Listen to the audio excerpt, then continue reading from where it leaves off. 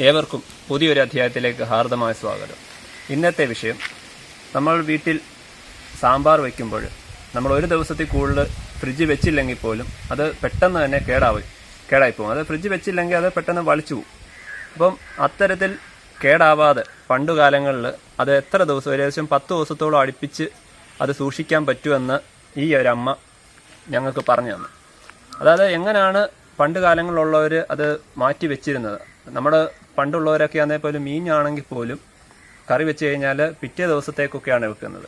അത് ഇപ്പോഴത്തെ കാലത്ത് നമ്മൾ ഒരു ദിവസം വെച്ച് കഴിഞ്ഞാൽ പിറ്റേ ദിവസം ആകുമ്പോഴത്തേക്ക് അത് പന്നലാവും. പിന്നെ അത് ഉപയോഗിക്കാൻ നമുക്ക് തോന്നത്തില്ല. അത്തരത്തിൽ ആ ചേരുവകളുടെ കുഴപ്പം ഉൾപ്പെടെയാണ് അതിനകത്ത് കാണും.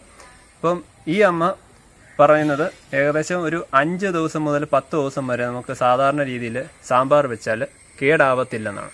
അപ്പൊ അമ്മ എങ്ങനെയാണ് അത് ഏകദേശം ഒരു 10 ദിവസം വരെ നമ്മൾ വെളിയിൽ വെച്ചാൽ പോലും അത് കേടാവാതിരിക്കുന്നത്? മൺകലത്തിലാണ് വെക്കുന്നത്. അതപ്പോ എങ്ങനെ, എന്തൊക്കെ ചേരുവകളാണ് അങ്ങനെ വെച്ചിട്ടാണ് നമ്മൾ അങ്ങനെ ചെയ്യുന്നത്? പിന്നെ മഞ്ഞപ്പൊടി, മുളക് പൊടി,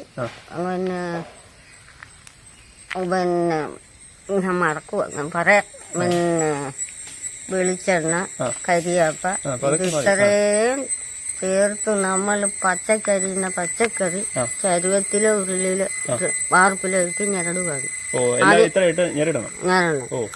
വെളിച്ചെണ്ണ ഒഴിച്ചിട്ട് കരിയാപ്പ ഇട്ടിട്ട് അത് ഞെരടുക. ഞെരട്ടി അത് വരട്ടുക. വെളിച്ചെണ്ണ ഒഴിച്ച് അടുപ്പ് വെച്ച് വാർപ്പ് വെച്ച് വരട്ടുക. ചൂടാക്കിയല്ല, അത് നല്ലപോലെ വാടണം. അങ്ങനെ പണ്ട് സാമ്പാർ വെക്കുന്നത്. ഇപ്പൊ അങ്ങനെ ആരും വയ്ക്കത്തില്ല. ഇല്ല. എന്നിട്ട് പിന്നെ അങ്ങനെ അതിനകത്ത് നമ്മൾ സാമ്പാറിനകത്ത് അതിന്റെ പരുവത്തിനുള്ള പുളി പിരിഞ്ഞൊഴിക്കുക. പിന്നെ ഉലുവപ്പൊടി, ജീരകപ്പൊടി, പൊടി, പിന്നെ മുളക് പൊടി, മല്ലിപ്പൊടി, ഇത് ഇത്രയും ചേർത്ത്, മല്ലിപ്പൊടി ചേർക്കാതിരിക്കാമെങ്കിൽ അത് വളിക്കത്തേ. മല്ലിപ്പൊടി ചേർത്ത അത് വളിച്ചു. ഓക്കെ. അപ്പൊ അങ്ങനെയാണ് പണ്ടുള്ളവര് കറി വെക്കുന്നത്. അമ്മയൊക്കെ എങ്ങനെയായിരുന്നു പണ്ട്? അങ്ങനെ ഞങ്ങള് കല്യാണത്തിന് പോയി ഞങ്ങളെ വിളിച്ചോണ്ട് പോകും. അങ്ങനെ വിളിച്ചോണ്ട് പോയി തലേന്ന് വെച്ച് കഴിഞ്ഞാലും 2-3 ദിവസം വെച്ചാൽ പോലും കല്യാണത്തിന് തലേദിവസം 4 മണിയാകുമ്പോ സാമ്പാറും ഉപ്പേരിയും ശരിയാവും. ഇങ്ങനെ ഇഞ്ചിക്കറി. അപ്പൊ അങ്ങനെ പിന്നെ എല്ലാരും അത്താഴം വിട്ട് കഴിഞ്ഞാണ് കല്യാണത്തിനുള്ള പാചകം ചെയ്യാൻ പറ്റിയത്. അങ്ങനെയൊക്കെയാ പണ്ട്. ഇപ്പൊ അങ്ങനെ ആരെങ്കിലും ചെയ്യുന്നു?